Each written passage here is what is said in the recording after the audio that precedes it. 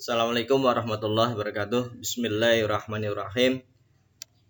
Pada kesempatan kali ini saya akan menyampaikan mata kuliah Islamic Studies dan tema Islamic Studies yang saya berikan ini terkait dengan muamalah. Pertama, dari pengertian fikih muamalah. Apa itu fikih? Jadi kata fikih secara etimologi adalah berasal dari kata al-fiqh yang memiliki makna pengertian atau pemahaman. Kemudian menurut terminologi, fikih pada mulanya berarti pengetahuan keagamaan yang mencakup seluruh ajaran agama, baik berupa akidah, akhlak maupun ibadah, sama dengan arti syariah Islamiyah.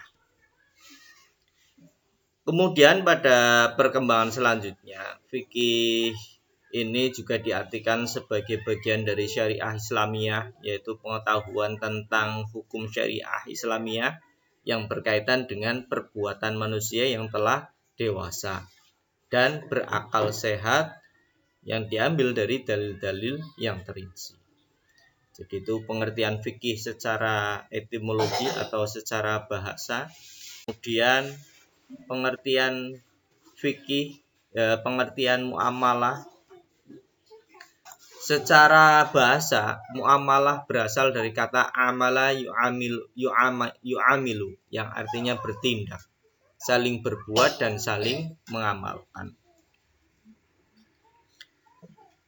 Kemudian menurut istilah muamalah ini adalah tukar menukar barang atau sesuatu yang memberi manfaat dengan cara yang ditentukan. Muamalah juga dapat diartikan sebagai segala aturan agama yang mengatur hubungan antara sesama manusia dan antara manusia dan alam sekitarnya tanpa memandang perbedaan. Kemudian dasar adanya fikih muamalah ini kita lihat dari surat An-Nahl ayat 89. Bismillahirrahmanirrahim. Wa yawma nab'atsu fi kulli ummatin syahidan 'alaihim min anfusihim wa ji'na bika syahidan 'ala haula wa nazzalna 'alaikal kitaba tibyanan likulli syai'in wa hudaw wa rahmatan wa busra lil muslimin. Yang artinya, dan ingatlah akan hari ketika kami bangkitkan pada tiap-tiap umat seorang saksi atas mereka dari mereka sendiri, dan kami datangkan kamu Muhammad menjadi saksi atas seluruh umat manusia. Dan kami turunkan kepadamu Alkitab, Al-Quran untuk menjelaskan segala sesuatu dan petunjuk serta rahmat dan kabar gembira bagi orang-orang yang berserah diri. Jadi dari surat An-Nahl 89 bahwa salah satu kenapa kita dianjurkan atau diwajibkan untuk bermuamalah yaitu agar dalam kehidupan ini ada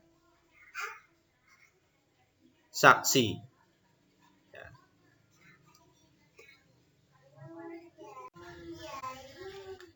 Selanjutnya, pengertian fikih muamalah ini berdasarkan uraian di atas tadi dapat kita simpulkan bahwa fikih muamalah ialah pengetahuan ketentuan-ketentuan hukum tentang usaha-usaha memperoleh dan mengembangkan harta, jual beli, hutang piutang, dan jasa penitipan di antara anggota-anggota masyarakat sesuai keperluan mereka yang dapat dipahami dan dalil-dalil syara yang terinci. Ya, jadi fikih muamalah ini lebih banyak berkaitan dengan usaha memperoleh dan mengembangkan harta yang berkaitan antar manusia. Fikih muamalah menurut para ahli, menurut Ad-Dimyati, fikih muamalah adalah aktivitas untuk menghasilkan duniawi menyebabkan keberhasilan masalah ukhrawi. Yang kedua, menurut pendapat Muhammad Yusuf Musa, yaitu ketentuan-ketentuan hukum mengenai kegiatan perekonomian. amanah dalam bentuk titipan dan pinjaman, ikatan kekeluargaan, proses penyelesaian perkara lewat pengadilan, bahkan soal distribusi harta waris. Yang ketiga, menurut pendapat Mahmud Shaltot, yaitu ketentuan-ketentuan hukum mengenai hubungan perekonomian dilakukan anggota masyarakat, bertendensikan kepentingan material yang saling menguntungkan satu sama lain. Yang keempat, menurut H. Lemons, ini beliau seorang guru besar bidang bahasa Arab di Universitas Yosef, Beirut. Ini sebagaimana dikutip dalam buku pengantar fikih muamalah karya Mas Duha Abdurrahman, memaknai fikih sama dengan syariah. Fikih secara bahasa menurut Lemons adalah wisdom, hukum. Dalam pemahamannya, fikih adalah rerum dinavirum adiu humanarum notitia, yang artinya pengetahuan dan batasan-batasan lembaga dan hukum, baik dimensi ketuhanan maupun dimensi manusia. Selanjutnya, yang kelima, menurut Abdul Wahab Khalaf, mendefinisikan fikih dengan pengetahuan tentang hukum-hukum syara mengenai perbuatan manusia yang diusahakan dari dalil-dalil yang terinci, atau kumpulan hukum syara mengenai perbuatan manusia yang diperoleh dari dalil-dalil yang terinci.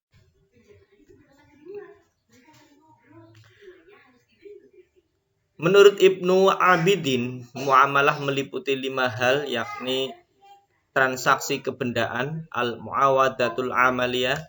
Yang kedua, pemberian kepercayaan atau biasa kita sebut dengan amanat. Yang ketiga, perkawinan atau disebut dengan munakahat. Yang keempat, urusan persengketaan, biasanya dalam bentuk gugatan dan peradilan. Dan yang kelima, pembagian waris. Dalam ruang lingkupnya, fikih muamalah dibagi menjadi 2, yaitu al-muamalah al-adabiyah dan al-muamalah al-madaniyah. Yang pertama, al-muamalah al-adabiyah, yaitu muamalah yang ditinjau dari segi cara tukar-menukar benda, yang bersumber dari panca indera manusia.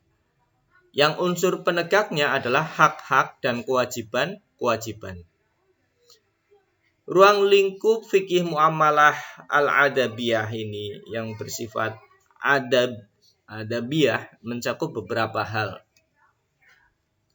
Yang pertama ada ijab qabul, yang kedua ada saling meridhoi, yang ketiga tidak ada keterpaksaan dari salah satu pihak, yang keempat hak dan kewajiban, adanya hak dan kewajiban, yang kelima kejujuran pedagang, yang keenam penipuan, yang ketujuh pemalsuan, yang kedelapan penimbunan, yang kesembilan segala sesuatu yang bersumber dari indera manusia yang ada kaitannya dengan peredaran harta dalam hidup masyarakat. Demikian ada 9 kategori dalam muamalah al-adabiyah. Selanjutnya al-muamalah al-madiyah. Artinya muamalah yang mengkaji objeknya, sehingga sebagian para ulama berpendapat bahwa muamalah al-madiyah adalah muamalah yang bersifat kebendaan, karena objek fikih muamalah adalah benda yang halal, haram, dan syubhat untuk diperjualbelikan. Benda-benda yang manusia dan beberapa segi lainnya. Beberapa hal yang termasuk ke dalam ruang lingkup muamalah yang bersifat madiyah adalah sebagai berikut. Yang pertama, jual beli, al-baqi, al-tijarah. Ini merupakan tindakan atau transaksi yang telah disyariatkan dalam arti telah ada hukumnya yang jelas dalam Islam. Yang kedua, gadai, ar-rahan, yaitu menjadikan suatu benda yang mempunyai nilai harta dalam pandangan syara untuk kepercayaan suatu hutang, sehingga memungkinkan mengambil seluruh atau sebagian utang dari benda itu. Yang ketiga, jaminan dan tanggungan. Afalan dan doman. Ini diartikan menanggung atau penanggungan terhadap sesuatu, yaitu akad yang mengandung perjanjian dari seseorang di mana padanya ada hak dan kewajiban dipenuhi terhadap orang lain dan berserikat bersama orang lain itu dalam hal tanggung jawab terhadap hak tersebut dalam menghadapi penagih atau utang. Sedangkan dhoman berarti menanggung hutang orang yang berhutang. Jadi bisa diartikan bahwa hafalan ini menanggung hak orang lain, menanggung hutang orang lain. Kalau dhoman ini menanggung hutang orang yang berhutang.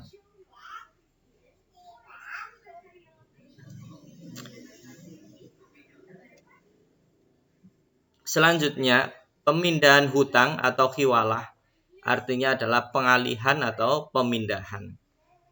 Pemindahan hak atau kewajiban yang dilakukan seseorang pihak pertama kepada pihak kedua untuk menuntut pembayaran hutang dari atau membayar hutang kepada pihak ketiga. Karena pihak ketiga berhutang kepada pihak pertama. Baik pemindahan, pengalihan itu sendiri.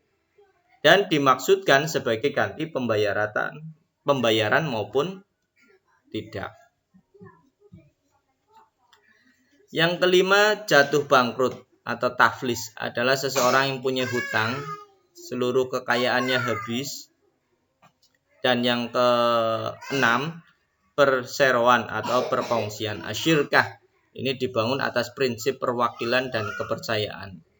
Karena masing-masing pihak yang telah menanamkan modalnya dalam bentuk saham kepada perseorangan berarti telah memberikan kepercayaan kepada perseroan tersebut untuk mengelola saham tersebut.